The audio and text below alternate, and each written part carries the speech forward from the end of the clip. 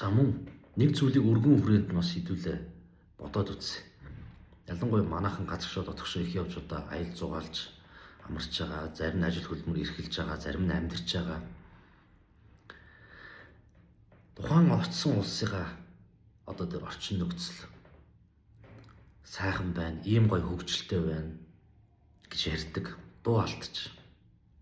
Харин манай улсын хөгжил ямар байна гэж хооронд нь харьцуулж зарим иргэд маань бас мэдээлэл өгдөг.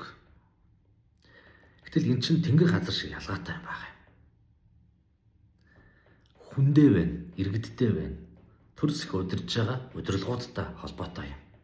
Гэтэл өнөөдөр бидний магтаад байгаа тэр сайхан одоо өндөр хөгжилтэй улс орнууд яаж төр засаг нь өнөөдөр улс орноо удирдсан шиг удирдах, иргэдийнхээ дуу хоолойг сонсч ямар нэг алдаатай шийдвэр гаргах юм бол иргэд нь сайн дураараа тэр асуудлыг эсэргүүцэж түүнийг даваад алдаатай шийдвэр засч чинь залруулж чинь иргэдээ сонсч чинь хүндэлж чинь тухайн иргэдэн ч хууль дүрмээ мэддэг, буруу зүйл хийвэл хуулийн хариуцлагыг хүлээдэг, хуулийн байгууллагч мөнгөтэй эрх мэдэлтэй хэн хэмгаанд бүгд нь хуулийн хариуцлага тэгш тэнц оногдуулж байна. Иргэд нь өөрсдөө ухамсартай байна. Төр засаг нь удирдах шиг удирдах чинь. Хийх ажлаа хийх цагтаа хийждэг. Үлдсэн цагтаа гэр бүлдээ цагаа зарцуулж байна. Авч байгаа цалин амьдралд нь хүрэлцдэг. Хангамж хангалт нь хүрэлцээтэй. Төр засаг нь өөрсдөө төлөө биш, иргэдийнхээ төлөө, улсынхаа төлөө ажилладаг. Иргэдэн ч тийм бодолтой.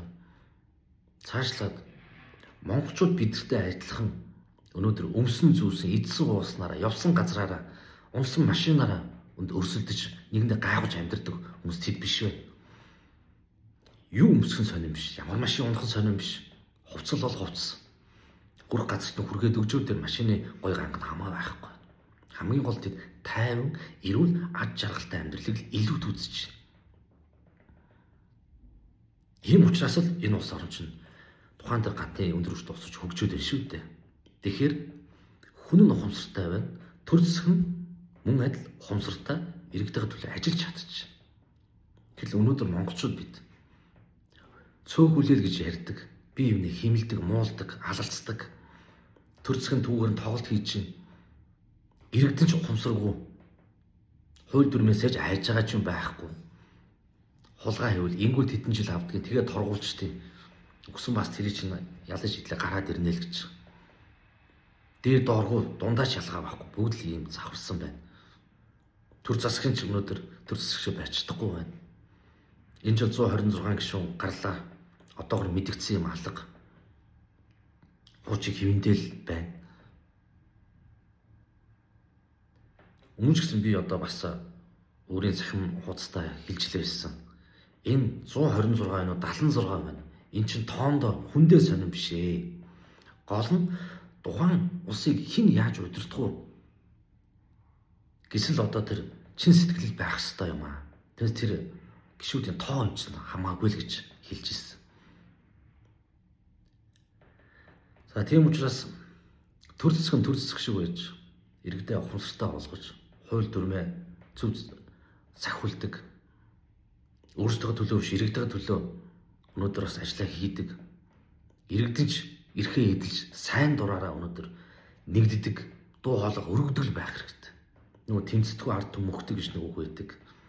Яг энэ байдлаар бид ингээл утсын цаанаас яриад яг л энэ байдлаараа явах юм бол та би хэн аль нь ялгаа байхгүй.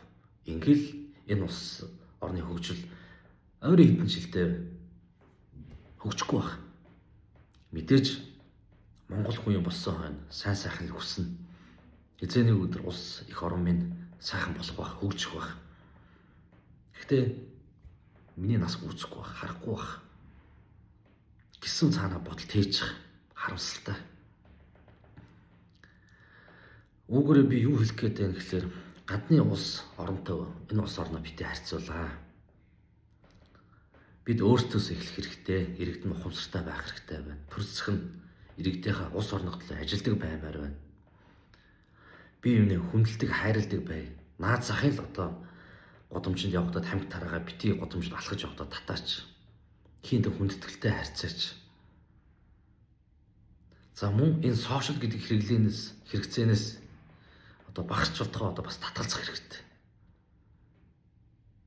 Хэрэгтэй юм заавалгүй л яах. Хэрэгтэй хэрэггүй нэгнийгээ муулсан зүйлийг л их одоо үзэж харах юм. За ийм л зүйлийг хэлэх гэсэн. Тэгээд төр засгч одоо гişүүдэнд дөжөрчөө үздэй. Одоо тэгээд энэ байтугай юмыг сонсоор үзсээр харсаар байгаа л тэгэл тооч сонсохгүй бах.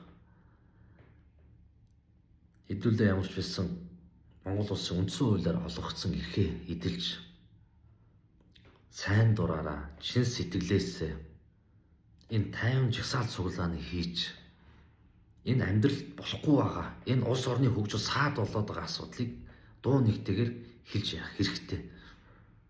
За түүнийг үйлдэл болох хэрэгтэй. Үйлдэл гэдэг нь бид өөрсдөөсөө эхэлнэ. Зүгээр хин нэг очоод энэ болохгүй асуулт дураасаа одоо инфлюенсер гэдэг юм уу одоо тэр олон нийтэд төлөөж явдаг хүмүүс тэгэхээр тэд нар биш бид өөрсдөө төлөөл явах хэрэгтэй гэж хэлэх гээд байгаа юм да. Баярлалаа.